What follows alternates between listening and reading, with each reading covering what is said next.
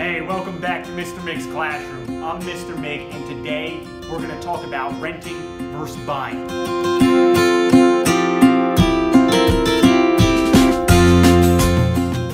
Now, often people will ask me, hey, Mr. Mick, I'm sick of paying rent. Why should I pay rent to a landlord when I can go and get a mortgage and buy a home and have an asset, a house I actually get to keep? And I say, whoa, slow down there. Now, it's true, in the long run, over the long term, it is better to own a home. It is better to buy versus rent. But you got to understand your situation. If you don't know that you're going to stay in that place for at least 5 years, you're probably not better off buying than renting. If you think within a couple of years you could end up moving again, you're going to waste money buying, because there's a lot of transactional costs when you're buying a home. In fact, it's estimated about 10% of the sales price goes into just buying the home, paying for the real estate agents, the lawyers, the closing costs, the inspectors, all of that nonsense. About 10%. Think about that. If you get a $200,000 home, just the transaction, the home, just to trade it between one buyer and one seller is about 20 grand. So you have those huge costs that you have to allocate over time to make it worthwhile.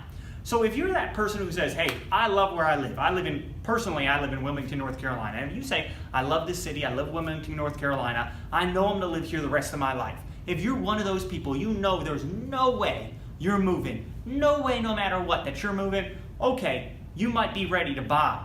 But if you're one of these people who thinks, hey, if I get a job offer in Toledo, I'm going. Or if I get a job offer in California, I'm going. Or we might move a bit. Or maybe I want to expand after a little while and have a bigger house after I have a few pop out with my honey. That's all well and good. But then you got to wait, step back, and think for a second. Is it really worth buying yet? So here are some rules I have. First thing is, how long will you live in that home? The rule of thumb I like to use is a 5-year rule.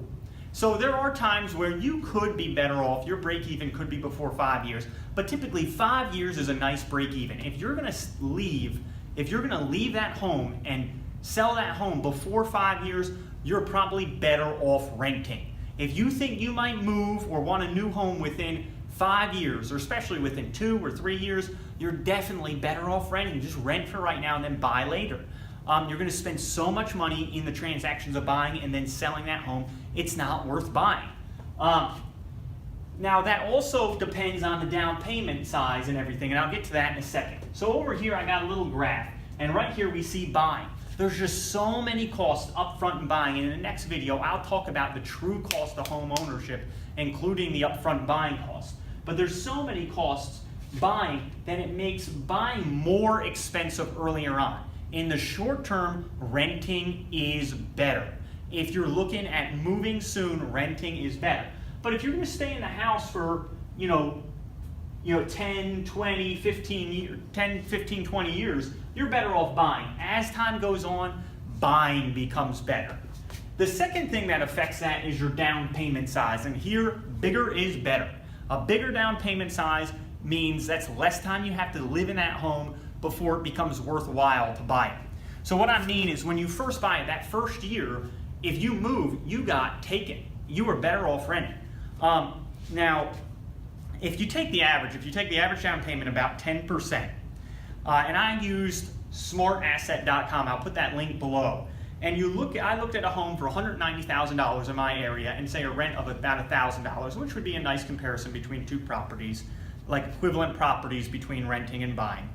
And if you put 10% down and you have a 30-year fixed mortgage, then it takes you 5 years to get to a break-even point, to where it was equally as cost efficient to rent or buy.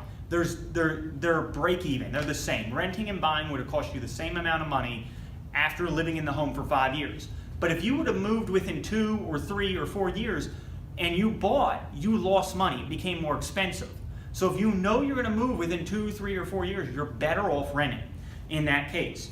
Now, if you use the minimums, which I don't think you should, but you put down as low as 3.5%. And if you have to put that little down, you're probably not ready to buy. But if you do that, then it's going to take you even longer to get to that break even. The break even is in 6 years. It means you have to live in the home for more than 6 years to make it worthwhile buying.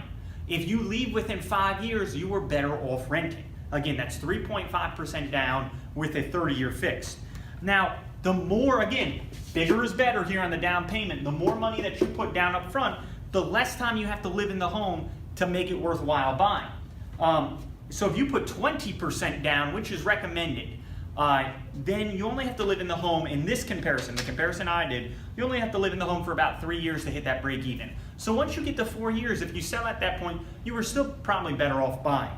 And again, that's 20% down with a 15-year fixed mortgage, not a 30.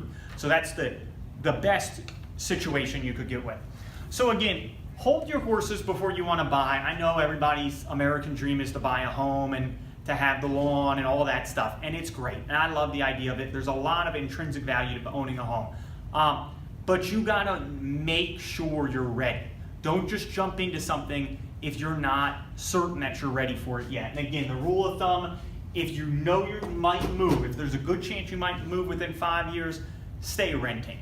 If you know you're gonna stay in that area for more than 5 years, and you have the money to put down at least 10% down, then it might be time to start considering buying a home, especially in today's mortgage markets.